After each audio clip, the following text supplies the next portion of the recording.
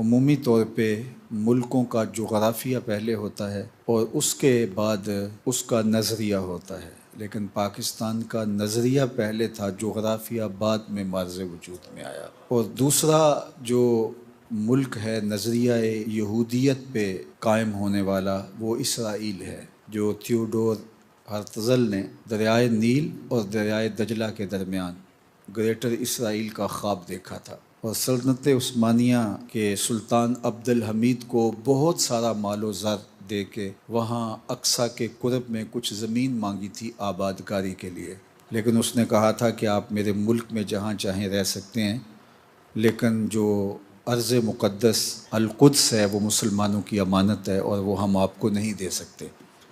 تو پھر اس کے بعد دنیا بھر کے یہود نے دنیا بھر کے کفر کی چھتر چھاؤں میں سلطنت عثمانیہ کو توڑنے کا ارادہ کیا کہ اگر سلطنت عثمانیہ قائم رہتی ہے تو پھر یہودیت کے نظریے پہ قائم ہونے والا ملک اسرائیل نہیں بن سکتا۔ تو 1924 کے اندر پھر باقاعدہ سلطنت عثمانیہ ٹوٹ گئی۔ یہ وہ دن تھا جس دن ہم یتیم ہو گئے۔ آج جو ہو رہا ہے یہ کبھی نہ ہوتا، اگرچہ کمزور خلافت بھی ہوتی۔ اور اس کے 24 سال بعد اسرائیل بالکل عربوں کے وسط میں قائم ہو گیا، اور یہ پورے کفر کی آشیرواد سے ہوا۔ مسلسل ان کی حکومت، ان کی گورنمنٹ، ان کے عوام اس نظریے پر دن رات محنت کر رہے ہیں۔ ان کے سکولوں میں کیا پڑھایا جا رہا ہے، پوری دنیا کو کوئی غرض نہیں ہے۔ اسلام دشمنی پڑھائی جا رہی ہے، پاکستان کی نفرت پڑھائی جا رہی ہے۔ ایک یہودی کے بدلے پوری دنیا کو قتل کر دیا جائے تو یہ جائز ہے، یہ پڑھایا جا رہا ہے۔ یہودی دنیا کی سپیریئر قوم ہے اور باقی کمی کمین ہے پوری کائنات، یہ پڑھایا جا رہا ہے، اور دنیا ان کے نصاب پر کبھی بھی معترض نہیں ہوتی۔ اور ہمارے نصاب میں دین یاد چند ورقوں پر مشتمل ہے، اور آئے دن اس کے اوپر مشق ستم ہو رہی ہوتی ہے۔ مدارس اجاڑ دینے کی بات ہو رہی ہوتی ہے، مساجد اور دیگر اسلامی شعار کی تذلیل اور توہین کی جاتی ہے۔ لبرل طبقہ ہمیشہ اسلام کے خلاف برسرے پیکار ہے، عملی طور پہ اس وطن کے اندر رہ کر کے بھی، اور ہماری حکومتیں سول سوسائٹی کے نام پہ انہیں تعظیم اور تکریم دیتی ہیں۔ آج کہاں ہے سول سوسائٹی؟ وہ جو کتبے لیے گلیوں میں گھومتے تھے، آج پاکستان کے لیے آئے میدان میں؟ آج کون ہے اس وطن کے لیے اپنی جانیں پیش کرنے والا؟ وہی جو جہاد پہ یقین رکھتا ہے۔ ہمارے فوجی مجاہد ہوں یا ہمارے عوام، میدان عمل میں وہی ہیں جو جہادی فکر کے حامل ہیں۔ اسرائیل کا بچہ بچہ جہادی ٹریننگ لیتا ہے، ان کی خواتین بھی جہادی ٹریننگ لیتی ہیں۔ کبھی کسی نے بات کی دنیا میں؟ ہمارے خلاف بات کی جاتی ہے، چونکہ ان کے رہبر اس قوم کے جو بڑے ہیں ان کا نظریہ مضبوط ہے، اور ہمارے جو بڑے ہیں وہ خود ہی دو قومی نظریے کے اوپر پورے تیقن کے ساتھ نہیں کھڑے۔ ہماری درس گاہوں کے اندر جو کچھ ہوتا ہے یہ آپ سے پوشیدہ نہیں ہے۔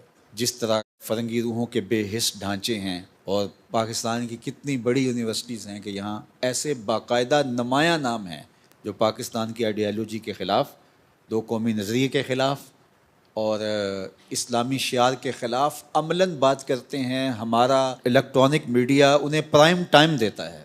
اسرائیل نے پوری دنیا کو فتح کر لیا ہوا ہے، کوئی عرب کوئی عجم اس کے مقابلے میں نہیں ہے، سب کو وہ اپنا غلام بنا چکا ہے۔ کھٹکتا ہے تو صرف پاکستان کھٹکتا ہے، اور یہ کاری وار کیا گیا تھا، اور اس سے انہوں نے پاکستان کے ایٹمی اثاثوں کو نقصان پہنچانا تھا۔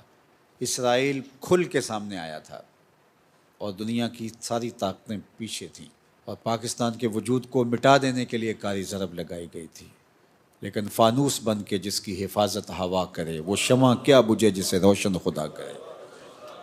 یہ چراغ کبھی نہیں بجھے گا، اور ہم پاکستان سے جو ٹوٹ کے محبت کرتے ہیں اس لیے کہ یہ اسلام کی نشأت کی علامت بنے گا، اسلام کی نہضت کا ذریعہ بنے گا۔ سب سے زیادہ تکلیف جس کو ہوئی ہے وہ اسرائیل کو ہوئی ہے۔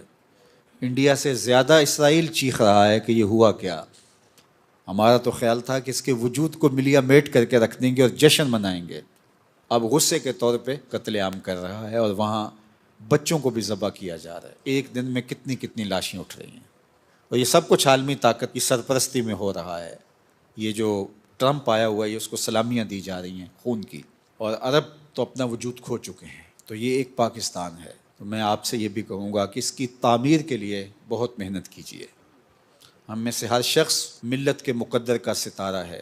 میں اگر منبر و محراب کی ذمہ داریوں کو لیے ہوئے ہوں تو میں ان ذمہ داریوں کو پوری دیانت کے ساتھ نبھاؤں۔ ہمارے اساتذہ، ہمارے طلباء، کام کرنے والے، مختلف دفاتر میں کام کرنے والے، کاروبار کرنے والے، تاجر، سب اپنے اپنی جگہوں پہ اس ملک کی تعمیر میں، اس کے خاکے میں رنگ بھرنے کے لیے کوشش کریں۔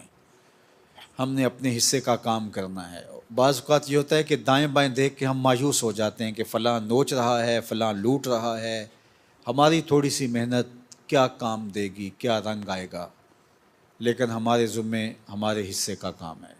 آپ کو پتہ ہے رات کو جب کتنا اندھیرا ہو جاتا ہے تو کون اس اندھیرے کو ختم کر سکتا ہے؟ لیکن وہ چھوٹا سا پرندہ جس کی پیٹھ پہ لالٹین ہوتی ہے، جگنو جسے کہتے ہیں، وہ اس لالٹین کو لے کر میدان عمل میں آ جاتا ہے کہ مجھ سے جتنے اندھیرے مٹ سکتے ہیں اتنے تو مٹاؤں۔ تو ہم اپنے حصے کا کام کریں گے، اور مجھے امید ہے، اور بعض اوقات آپ کا کہا ہوا ایک جملہ مجھے بارڈر سے ہمارے فوجی جوانوں کے میسج آئے ہیں، انہوں نے کہا کہ ہمارے اندر بجلیاں کوند گئی، اب آگے آئیں کچا چبا لیں گے ہم ان کو۔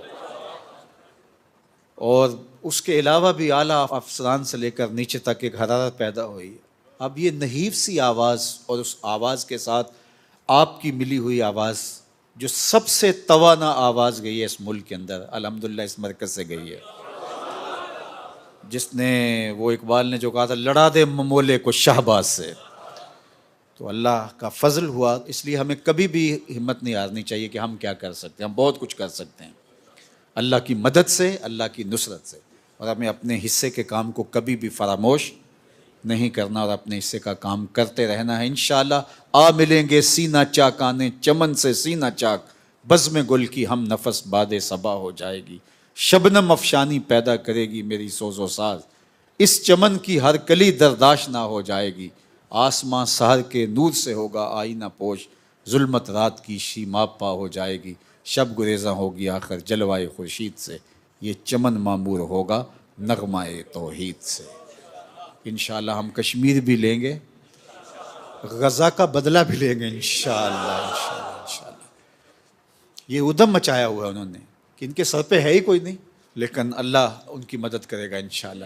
ایک ایک بچے کے خون کا حساب لینا ہے اس امت کو، اس امت کے ذمے قرض ہے، قرض ہے اس امت کے ذمے، ایک ایک بچے کا حساب لینا ہے۔ ٹینکوں تلے روند رہے ان بچوں کو کہ ان کا کوئی وارث نہیں ہے۔ اللہ آسانیاں پیدا فرمائے۔